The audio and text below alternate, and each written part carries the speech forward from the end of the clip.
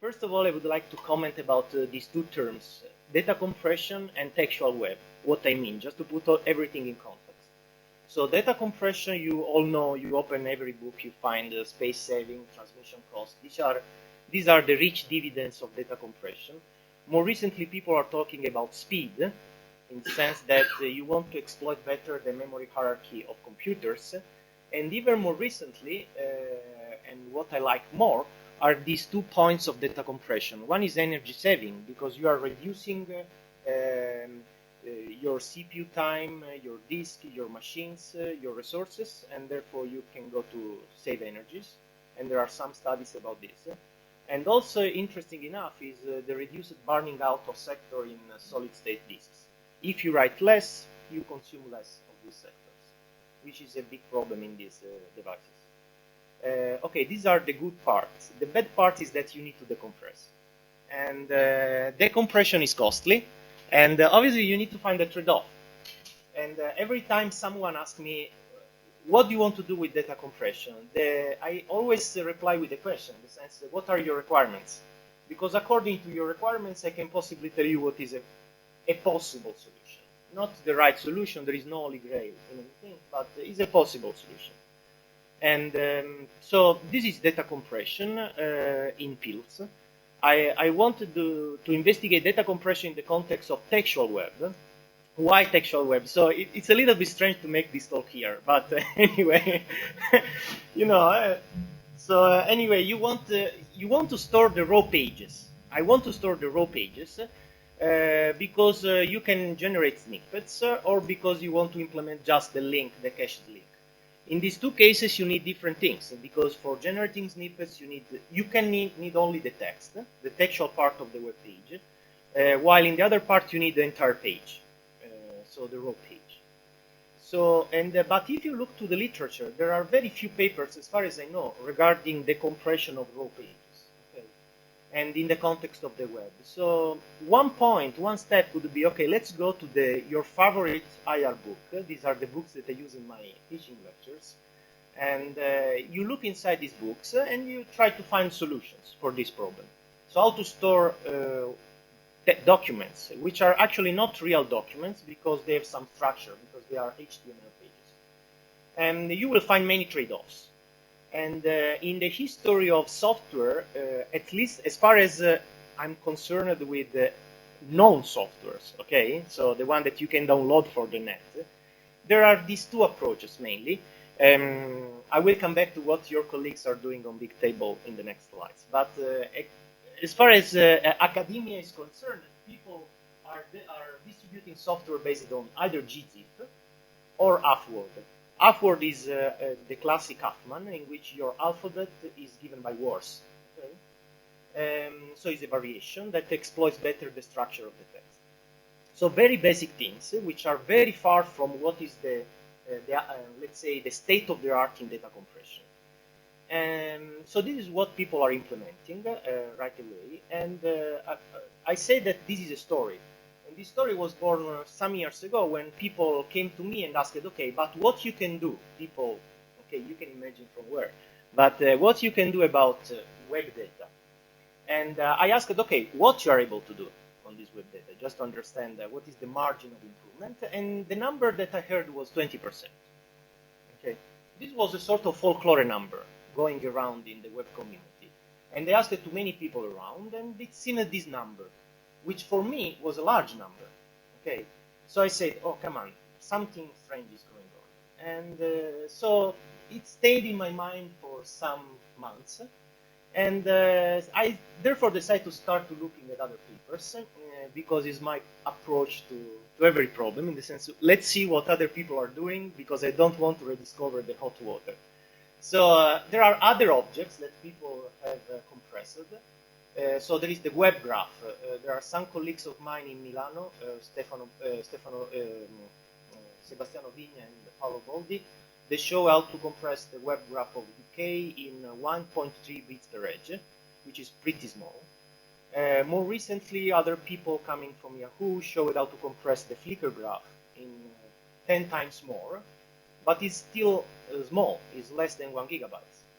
Then if you go to inverted list, the basic block of every search engine, and if you look to the most recent papers published by Sewell Group in New York, you find a ratio that goes from around, let's say, 1%. Okay, document IDs, just document IDs. If you want to store also the term positions, you jump. And you jump over factor 7, so you got to 7%. This is known numbers, okay? So numbers that you find in the literature. Okay, so these are two objects, and as you can see, this is much less than 20%. Okay, these are different objects than raw pages, but yeah, these numbers are smaller. Then, in SIGIR 2007, we investigated the problem of compressing dictionaries, and we got a range of 16-44%.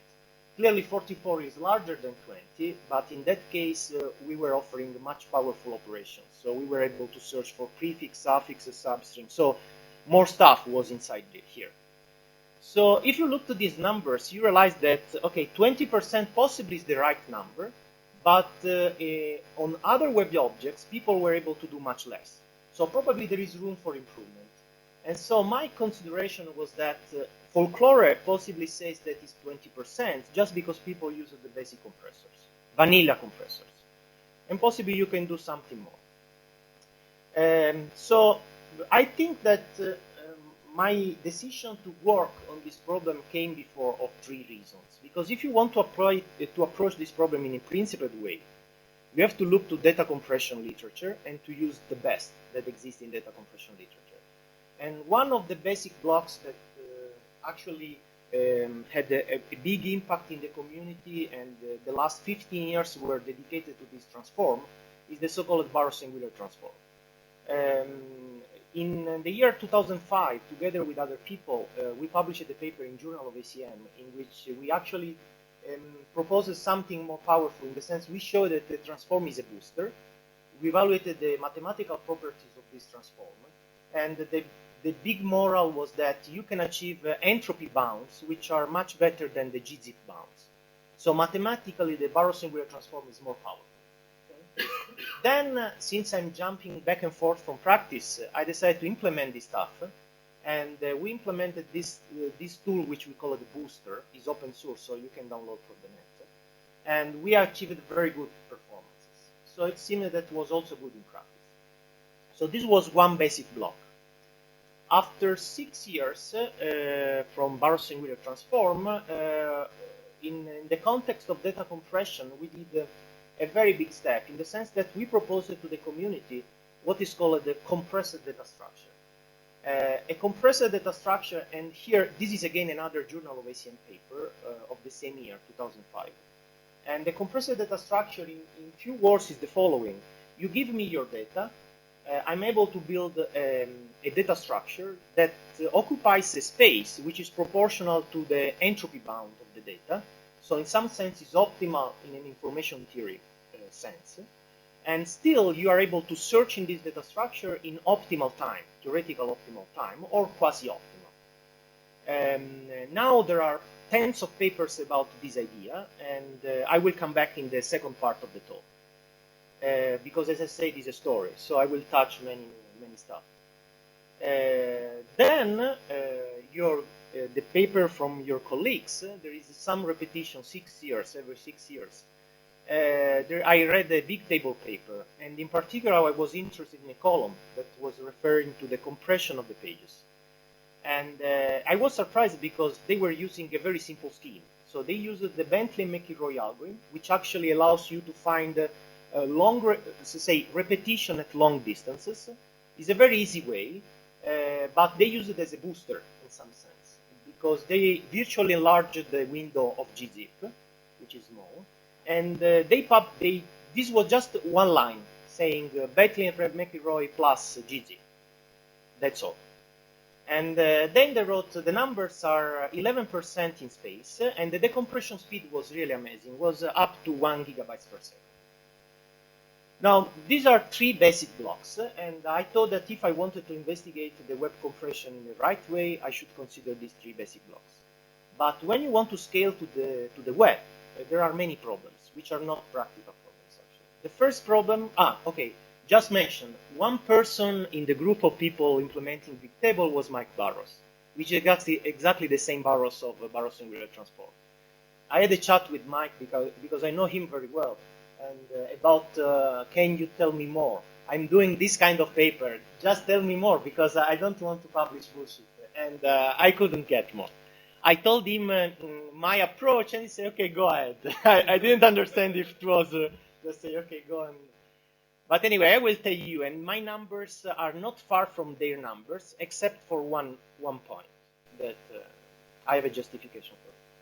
So as I said, there are questions, and the first big question is how to build a huge Barrow-Singular transform. I know that Stefan worked on it, and I will be back on this. So it's a big problem, because algorithmic problem, because actually the Barrow-Singular transform is a permutation, and the granularity of the permutation is the single character.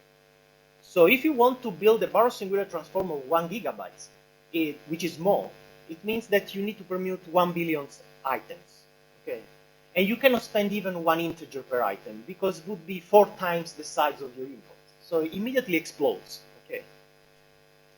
Then there is a question about compressed indices, and here I need to spend some words. So when you work with gzip or any compressor, what you need to do is to take your inputs, you split into blocks, and you compress every block.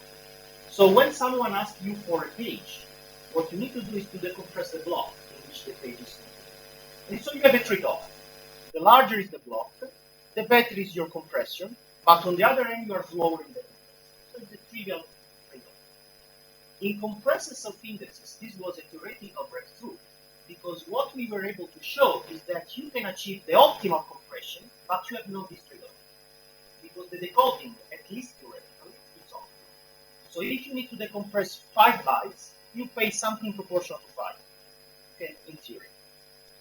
So what happens in the web context when you use with these tools? So it's natural to pose this question. The third point is that, okay, for Google paper, there were no details. I couldn't steal any details from mine. But as a theoretician, I got an in the sense that if they were using gzip, it seems that gzip-based compressors are not very well. So I decided to start again to look into this. So this is the scenario. As I told you, this is a story. And in fact, what happened was that we designed a new way of compressing a huge Barrow-Singular transform. And this is a paper that will be presented in Latin. We show it that with respect to the results of Navarro-Makinen, we reduce of 2 orders of magnitude the flow of data. So it's very fast. Then we have a library which is called Bits and Chili, is open. All this stuff that I'm talking are open, so you can download it, you can play with it. And the Bits and Chili is, I will be back next, is a way of compressing stuff. We have all compressed data structure. It's an effort of the community, okay? And I'm supervising this effort. So together with Gonzalo Navarro in Chile, for this reason, Bits and Chile, because the joint effort between Italy and Chile. And the other problem actually spurred 2 theoretical papers, which I think are very, very big. One in Sol and one in Ita, and that we deal with some specific stuff. And I will be back just the fields in the next slide. So this was the story of 1 year. Okay, and this to say that this is not an algorithmic protocol. I will not tell you about theorems or proofs. It's a little bit far from my story. But I will tell you numbers. As I promised to some of you, there will be very few numbers, the ones that I like more. And hopefully it will give you some hints and a picture of what was my experience, and possibly collaboration. So, as I told you, in order to make this in a principled way, you have to establish few points. First of all, collections. Obviously, I come from academia, so I needed big collections for academia. Big collection for academia was for me 2 terabytes of data. It was a UK snapshot available from people from Milano. It's the largest available on the network. And then I took Gov2, which is a classic data collection. And then I considered 2 scenarios. One scenario I call it disk-based, which actually means that you want to compress your data for example, backup purposes or streaming purposes, and then you want to decompress the data in stream. The other context was in-memory compression, in the sense that you assume that all your data fits in memory, and you want to be very fast in decompressing one page. Okay, so two extremes of this work. Then we took, I think, the largest, as far as I know, sets of compression algorithms and parameter setting. For this reason, took me a lot of time. All of them are fully explained in the paper, and all of them are available on the net. So there is no high detail, nor hidden detail.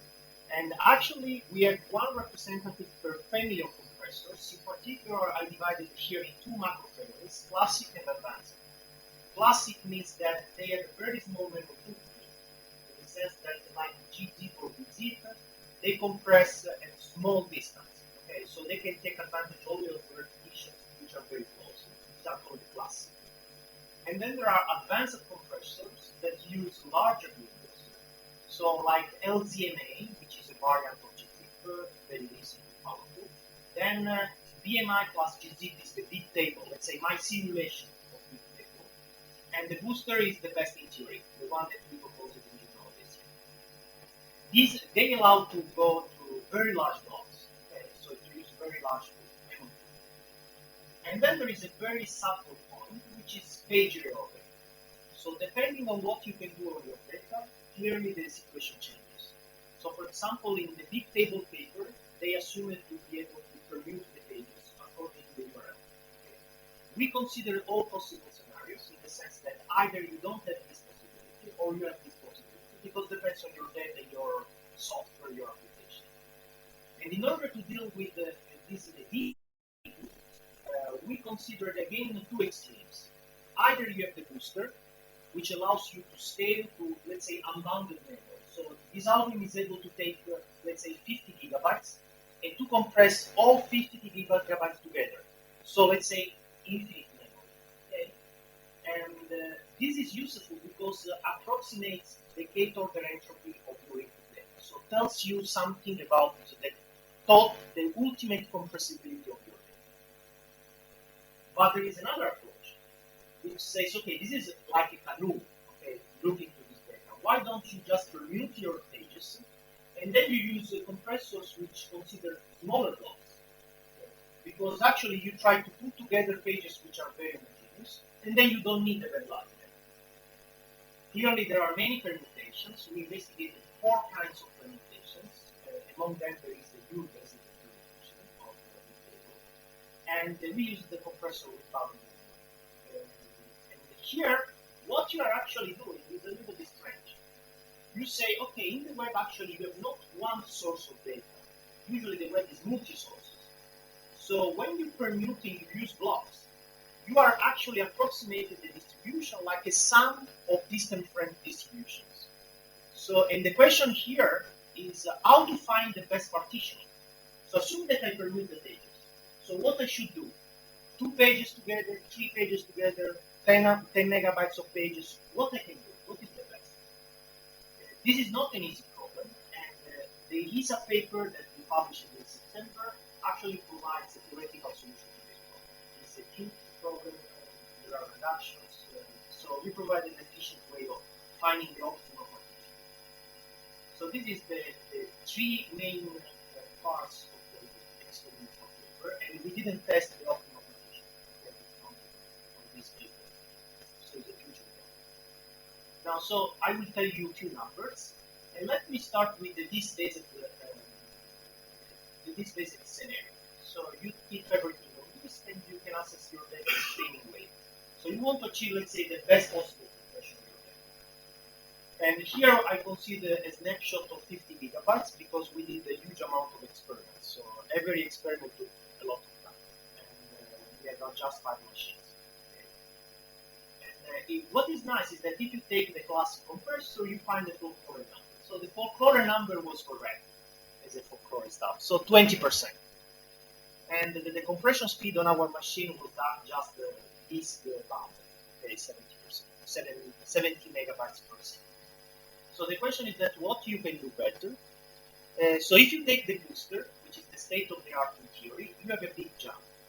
So taking, for example, a block of 200 megabytes, you can go up to 5% of compression ratio. The decompression speed is low, but there is no surprise because Navarro-Makinen jumps is not cache efficient, and so jumps from one place to another in the coding. So no surprise in these very low numbers. So what is not interesting for me is the 5% of compression ratio at that block size, because actually it tells you there is much repetitiveness at, let's say, small distances, because 200 megabytes are not much in current computers. So if you are able to look at 200 megabytes, you could achieve 5%, which is 4 times better than the classic GT. Okay? Then, given that there is so much repetitiveness, why don't exploit a better GT? So we tested LDMA, which is open, and this is impressive. It was really impressive because it is able to achieve even better than the booster, so around 5%. And the decompression speed was almost the same as GZ because it's very costly in building the model, but then it's just a GZ decompression, so just the topic. Okay? It's a little bit slower because the decoding of the traces is a little bit more complicated, but it's interesting. It's much interesting. And so this caused us a theoretical problem, which is the following. If I give, so the GD-based compressor are actually consist of 2 phases. One is the parsing into phrases, and the other is the encoding of a phrase. So a phrase is a copy, and the copy is expressed like distance and length of the copy. So you have integers. So how do you encode your integers? And LZMA proposed a very nice way of encoding it. So our theoretical question was the following. Assume that I fix you the integer encoders, the phrase encoders. What is the best phrase parsing or in phrases? So typically people answer the parsing is the classic parsing of gzip, which finds the minimum number of phrases. But this is not true, because if you minimize the number of phrases, it may be the case that you are copying a very long phrase, which is very, very far. So you are paying a lot in the encoding, whereas it could be much cheaper to divide these phrases into, let's say, 2 smaller phrases, which are very close. So this is not necessarily true that the minimum parsing is the best one when you consider the overall process of number of bits generated in output. We investigated this problem theoretically, and we have an optimal solution and we can solve that this year. That is not experimented in this paper. Then the next question was, what are a big table approximation is able to do? It's very good. So we got 7%. Clearly, this is not the 11% that they claim, just because the collection is completely different. I don't know which kind of collection they compress. The algorithm probably is different. It should be different. Because I just took, because I wanted to have 2 open source blocks, I took the implementation by Bentley and the classic gzip and just put together. So very easy. And so this gets 7%, and the decompression speed is very slow. It's not the 1 gigabytes per second that they were claiming, just because there is a lot of algorithmic engineering there, I'm sure. They did a wonderful work in engineering these pieces of algorithms. And in this case, they are very simple sequences, so there is no engineering there. So what about taking the full Navarro-Makinen transform, so use the Canonic and use the full transform over 50 gigabytes. So we did it, and we got 4%. So this is about 1% better than the LZMA. And you can look to this number in 2 ways. One way is that there is still room for improvement. The other way is that LZMA is very good. Because by just looking at 400 megabytes, it's almost there. Okay. So finding the good encoders for phrases gives a lot of advantage. Then, if you got larger collection, you even get better and better, because you can reach 2.8% of compression, which is 1.6 on text only. So if you want just to keep the text of the web page, you can reach 1.6%, which I think is very, very small now. So it's about 15 times less than the component. Now, then you ask yourself, what about permuting? So what? I show you the URL sorted because it's the most interesting one, and the people in Big Table were using it. So if you sort according to URLs, you get something which was expected, but I think is more than expected, because actually you are able to use smaller blocks as a promise, but you are also able to improve the compression, which is very, very interesting. 3.8 is less than the huge large circular transform. So it seems that it's true that there are many sources, and so building the customized models per groups is very, very good. And this is a very brute force parsing, because I just chop into pieces of 10 megabytes. If you chop using host-based groups, is still better. You are 3.7. So it's competitive. The same is true for LZMA. You can use smaller windows on LZMA. So this is the best trade-off. Also in decoding speed, you inherit the decoding speed. You are even better in larger windows, so 3.7 actually. And what is impressive is this one, that permuting and applying the His algorithm, you get 5%, which is interesting, very, very interesting. So I think this is the student solution. Just take these two blocks, you permute, and you get 5% of compression, which is 4 times better than conform. So in some sense, this is a sort of validation of the choice. Actually, it's the simplest way, or you can track all details. Possibly you have room for improvement if you use something smarter instead of gzip, but it's a good choice. Now, as an algorithmic person, I wanted to pose me, these numbers give me questions, pose me questions. The first question is the following. The booster was claimed to be the best in theory. And we see that it's not, actually, I'm comparing with different block sizes. Okay, so it's a little bit unfair between LZMA and booster. But nonetheless, what we can conclude is that 3.8 is better than the collection-wide DWP. So, as I said before, it is better to permute and partition blocks. How to partition in blocks? Our ESA paper tells you an optimal approach. So, the other point is that if you randomly permute the pages, so you distract all repetitions depending on the text, and in some sense you keep only the repetition of HTML text, which are on all pages. And the booster is really robust, it's the better compressor, and achieves about 10%. So there is a lot of repetition according to the boilerplates in the booster. And this actually tells you that the theoretically good algorithm is the most robust one. It does not give you many surprises. On random pages, LZMA jumps to 20%. And then your based order is good. So if you can sort your data, you need to apply the permuting. Here, permuting is good because it's very easy. Just take the URLs. If you are in other contexts like social networks, you have no URLs. Permuting is effective, like some people have shown. So you need to find different permuting. And actually is effective as in inverted list and web graphs.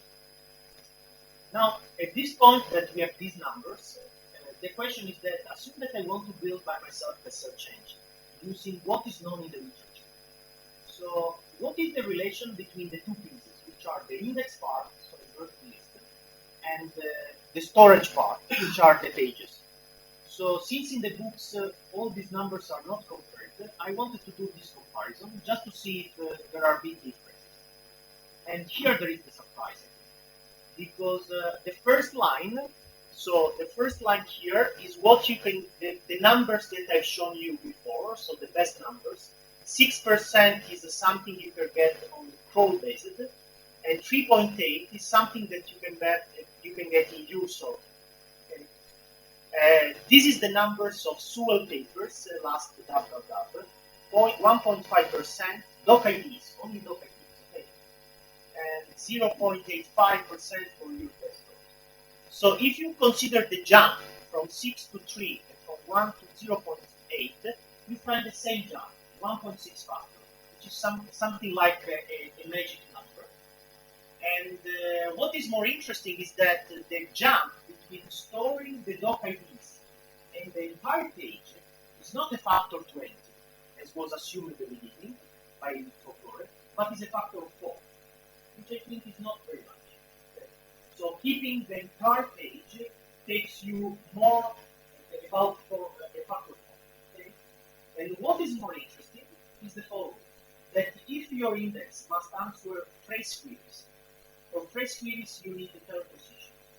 And currently the literature tells you that you need 7% of space. And what is surprising is that this 7% is larger than 6%, or even double of 3%. So people know how to compress third position worse than what they know how to compress pages.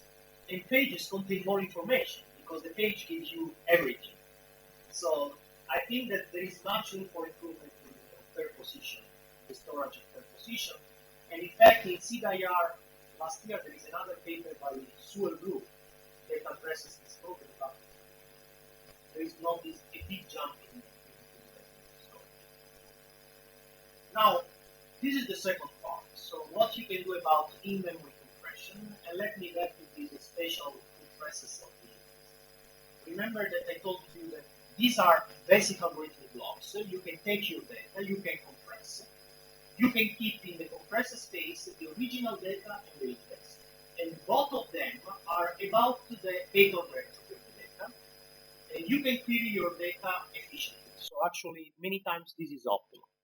So this was proposed in Fox 2000, and we originally called it in a strange way. So we call it opportunistic data structure, just because they were able to take advantage of repetitiveness of the data in order to squeeze the space. So opportunistic in this sense.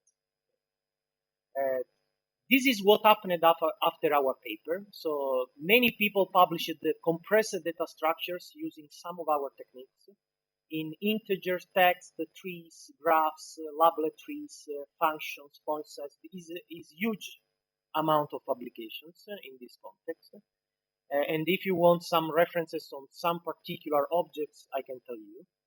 And also some practitioners were fascinated by these results. So at least these are two papers that I read. The German paper just, I didn't read the paper, but a friend of mine told me something about it, what was written. I just looked at the charts.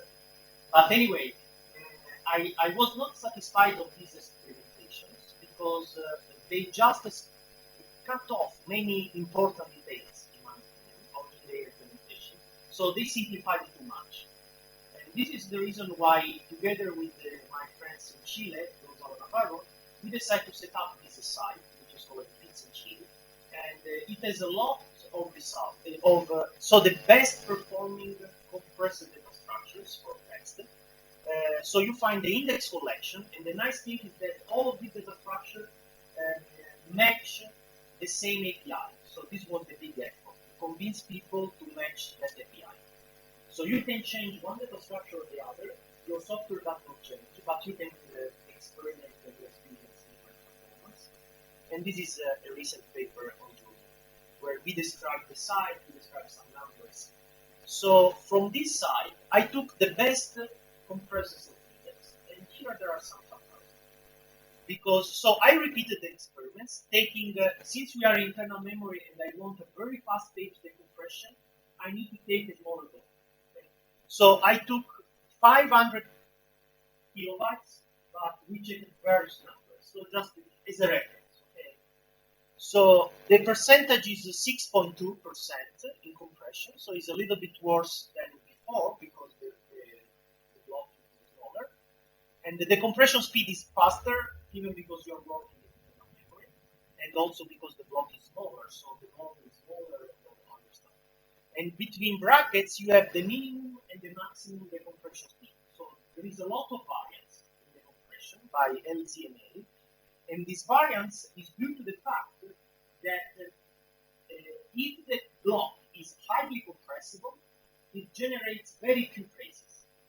So it is very, very fast because it has very few cache misses. Okay, so the decoding of a trace is the decoding part. So the smaller is the number of traces, the faster is the compression. So when it achieves 300 megabytes per second, it means that that block was highly compressible. 7 means that block was not very good compressed. Then we checked let's say the approximation of this table. You find that 7%, so we lose 1% from that one, but it is more robust. Okay? So there is less variance in the compression speed, which I think is a very, very nice property.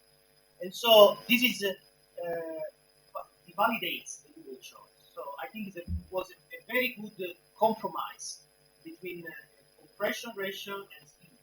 Actually, it's a much better compromise if you consider that in practice, by engineering the numbers, they were able to achieve not this, but 10 times more. There was a lot of algorithmic changes. Then, this is the point, I checked the compressors of indexes. The numbers, if you look to these numbers are very bad. Okay. So I was really disappointed when I got these numbers, because I was really very tied to these results, at least from a theoretical point of view. So I wanted to get better numbers. So I started to think about these numbers. Actually, why 200 megabytes and not more? Just because was the largest block that these softwares are able to manage. Okay? So actually, I built one compressed index per machine. You can imagine this way. Okay? And the largest index that this software can build is 200 megabytes of the block. Because the algorithms that they use to use the compressed index are in-memory algorithms. So for this reason, they have been found. But if we substitute our algorithm that will be published into Latin, we will be able to build larger indexes. So anyway, so we built 200 memory blocks. So we could exploit more repetition, but the numbers are very bad because the compression ratio is worse, so 40% or 23%, and the decoding speed is very, very slow. So if you look to these numbers, you say compressors of indexes are very good, a very nice theoretical result, but in practice they are not useful. So, but I think that this is a superficial evaluation because of the following reason. Because when you look to the compression speed, this is much less than this one. So it's a 2 order of magnitude slower. This is true. But if you remember, I told you that you can decompress only what you need. So if the object that you want to decompress is very, very small, so you can even accept 2 megabytes per second in decompression, because this is surely faster, but it needs to decompress the block. Okay. So if the object size is 2 order of magnitude smaller than your block, then they are competitive. And in the paper, you will find some back of demo calculations in which I actually fix what is the block size and what is the speed that allows you to make them competitive. So, for example, if you need to compress tweets, or you need to compress rows of databases, or you have to compress emails, which are much smaller, then they could become competitive. Okay? Obviously, this number is very bad. In any case, it's very bad. And this is strange, because actually, if you look to the theory paper can be summarized as follows. It tells that the compressor index occupies a space, which is the space of the booster, so 3.8%, plus small order terms. So theoreticians like these small order terms. And then possibly there are big constants inside. And it seems that the big constant is very large because we jump of a factor 10. But the constants are not big, I can tell you. The point I think is here is algorithm engineering.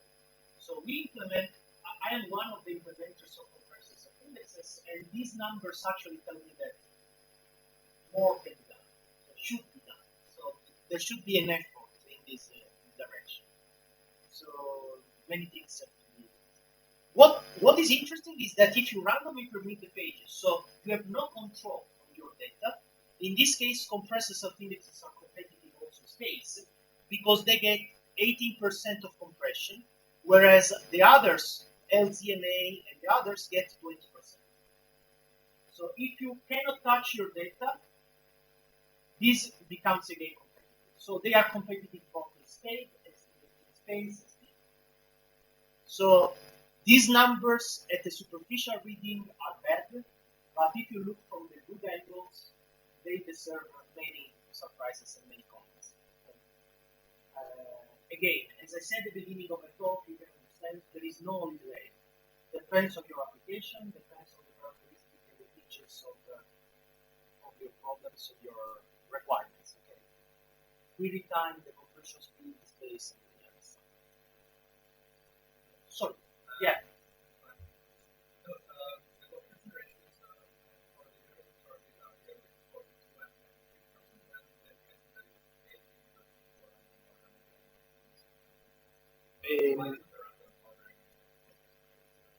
No, because in the case, so the point here is that here I've shown only two numbers. Okay. If you look at the paper, you find different numbers also. There are other settings for this kind of parameter. But the question is right, yes. So the point is that actually what happens is, so this 20% in the sense, in some sense, is like you are coming back to the case in which you are compressing just a few pages together. So, and here, by tuning a little bit with these parameters, you are able to get this 80%. But you're right. Yeah. This line is a little bit low. Okay. If there are any questions, please stop me. Okay. So what is the moral of this experience? Actually, we just, I think that this paper gives some numbers. The most important stuff is that it gives you numbers, open numbers, on what you can get with open source software. So it's a guide for developers, and also is a sort of complement to the many results that have been published in the literatures about web graph compression and invert release. Every tool is not formed only by these objects, but also is formed by web pages. So when you design a software, you can squeeze your web graph or your invert list as much as you want, but then you have also the web pages. So I think that this gives some numbers also regarding this part. There are three interesting points and directions. One is LZMA, is very nice. And experimenting LZMA, I got the idea of this problem. So how to parse a text in order to improve the final compression using a fixed encoder. And our SODA paper is the first step, and there are many studies that could be done in this direction. We have an implementation of this idea, but in practice it does not work very well, or is not better than LZMA, just because we are using in our implementation a very bad integer encoder. So we should use the same encoder of LZMA. So this is the point. So this is like what I think is very, very nice is this paradigm, permute, partition, and compress, that people are using in all contexts, and I show you just URL sorting, but you can check the shield sorting or whatever. And there are, so you have to choose the ordering, the permute. Then you have an optimal partitioning, which is the ISA paper, our ISA paper, and then you can compress according to your favorite power. And this is very powerful because, as I show you, you can use smaller blocks and even improve the compression. What I'm looking now, and my group is interested, is in other objects, which are labeled graphs. So I want to look at this paradigm in the context of labeled graphs that comes out from, I don't know, social networks or anything from this kind of stuff. Okay. So you have a graph, you have labels on the nodes and the edges, and typically there is a relation between these labels. And when you want to store the graph, you would like to store the graph also in a compressed way, so that you can access and you can answer some primitives of the graph, shortest path primitives or navigation primitives very fast. Okay. Some ideas are present in these papers, but these are not specifically designed to compression. So they are succinct encodings, not compression. And also they consider queries on the graphs, which are very simple. So give me all the outgoing edges of a node. So if you percolate two nodes, you have to do, let's say, 2 discusses, okay? And you would not like to do this. Finally, compressors of indexes. There is a big gap, as I showed you, between theory and practice, and I hope that you find someone to look more deeply into this. Because there is, after the delivery of the bits and cheese side, you many people included some basic blocks. So it would be nice to come back again to the library and plug these improvements into the available software. So they are promising already for small objects, as I said. So what is the big moral? The big moral is don't believe people reports. In the sense, most of the times that I was paid using vanilla approaches or simple approaches. And I think that this is a very nice example. That just plugging together known stuff, I think it's a non-trivial way you can achieve very nice. And that's